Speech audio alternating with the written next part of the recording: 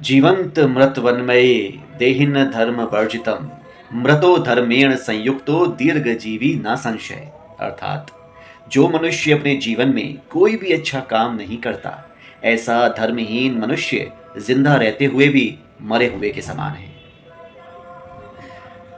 संयम के बिना बेकार हो जाता है हमारा जीवन। विषय भोगों से दूर रहें, दूर। जैसे बिना ब्रेक के गाड़ी से आपका जीवन असुरक्षित है, जैसे बिना ब्रेक की गाड़ी के आपका जीवन असुरक्षित है, उसी प्रकार बिना संयम के आपके गुणों का कोई महत्व नहीं है। बिना संयम के आपका जीवन व्यर्थ चला जाता है।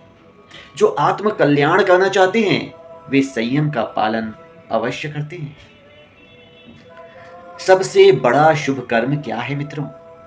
सबसे बड़ा शुभ कर्म है प्रभु परमेश्वर परमात्मा का चिंतन, भगवान का भजन, भगवान का नाम, भगवान को याद करना, उनका नाम जप करना, भगवान की लीलाओं कथाओं का गुणगान करना ही सबसे बड़ा शुभ कर्म कहलाता है।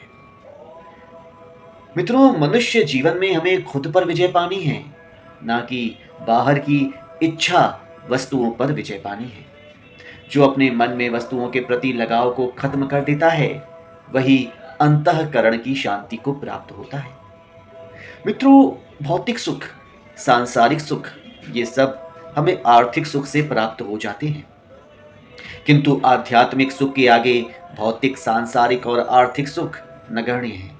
मैं ये नहीं कहता कि ये नहीं चाहिए, लेकिन जिस प्रकार हम अपने शरीर के सभी अंगों को उपयोग में लाते हैं, पैर के नख से लेकर के सर के बाल तक हम किसी न किसी प्रकार से उपयोग में लाते हैं, किंतु हर एक वस्तु उतनी महत्वपूर्ण नहीं है जितनी कुछ और कोई और। जिस प्रकार हम देखें तो पैर के नख, पैर का अंगूठा उतना इम्पोर्टेंट नहीं है जितना हमारे शरीर का दिमाग है। हमारा शरीर ही है, हमारे शरीर के अंग ही, किंतु शरीर में आंख उतनी इम्पोर्टेंट है जितना इम्पोर्टेंट कुछ भी नहीं। उसी प्रकार इस जीवन में अध्यात्म और आध्यात्मिक सुख जितना महत्वपूर्ण है, उतना महत्वपूर्ण भौतिक, सांसारिक और आर्थिक सुख भी नहीं है।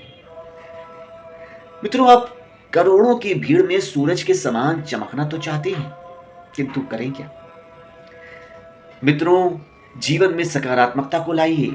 वेद, पुराण और धार्मिक ग्रंथों में लिखे संस्कृत के श्लोक का उच्चारण करना, उनके अर्थ को समझना ही जीवन में सकारात्मकता को लेके आता है।